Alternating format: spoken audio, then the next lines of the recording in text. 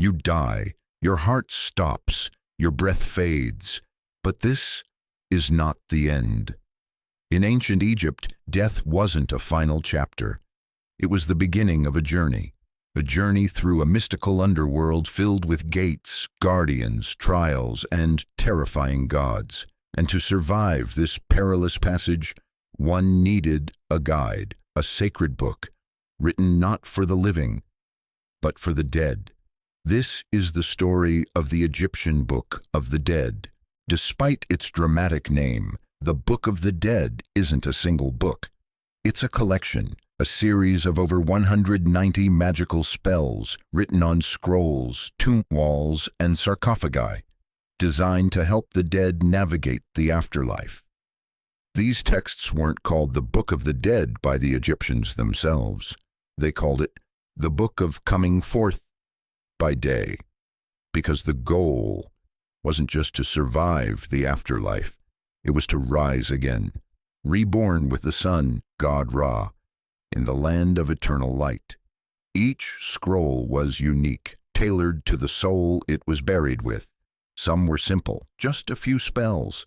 Others, like the famous papyrus of Ani, stretched over 70 feet long, filled with prayers, rituals, maps of the underworld, and instructions for rebirth. According to the Book of the Dead, when you died, your soul didn't go straight to paradise. First, you had to pass through the Duat, the Egyptian underworld. It was a land of fire, darkness, and gods with the heads of animals. There were gates guarded by snakes, rivers of flame, giant beetles, shadow creatures, but the most important trial came at the Hall of Mayat. Here, your heart, believed to carry all your thoughts and deeds, was placed on a golden scale and weighed against a single white feather, the feather of truth. If your heart was heavy with lies or sin, you were devoured by Ammit, the crocodile lion hippopotamus beast, who waited eagerly beside the scale. But if your heart was light, if you had lived justly and spoken truth, you passed, you joined the gods, you were immortal. This is where the Book of the Dead became your lifeline. The spells weren't just poetry, they were weapons, tools, keys to unlock the gates of the afterlife. Some protected the soul from demons, some helped it transform into a lotus, a falcon, or even a god. Others gave the soul power to breathe again, to walk, to speak, to remember their own name. Take spell 30b, for example. It pleads with the soul's heart, "Do not stand against me in judgment. Do not speak falsehood. Do not betray me before the gods." Spell 6. It commands small clay figurines, shabti, to come alive and do the dead person's work in the afterlife. And spell 77. It allows the soul to become a hawk, flying freely across the heavens, merging with the divine. Each spell was a verse of protection, a magical contract between the living and the gods. These scrolls weren't written by commoners. They were crafted by priests and temple scribes, trained in sacred writing, ritual, and the magic of the afterlife. Using reed brushes and black and red ink, they carefully wrote out each hieroglyph on sheets of papyrus. One of the most famous examples is the Papyrus of Ani, written for a high-ranking scribe during the 19th dynasty, around 1250 BCE.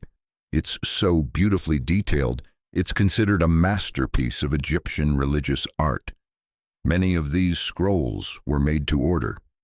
Wealthy individuals would hire scribes to create custom books of the dead, filled with the spells they believed would protect their soul.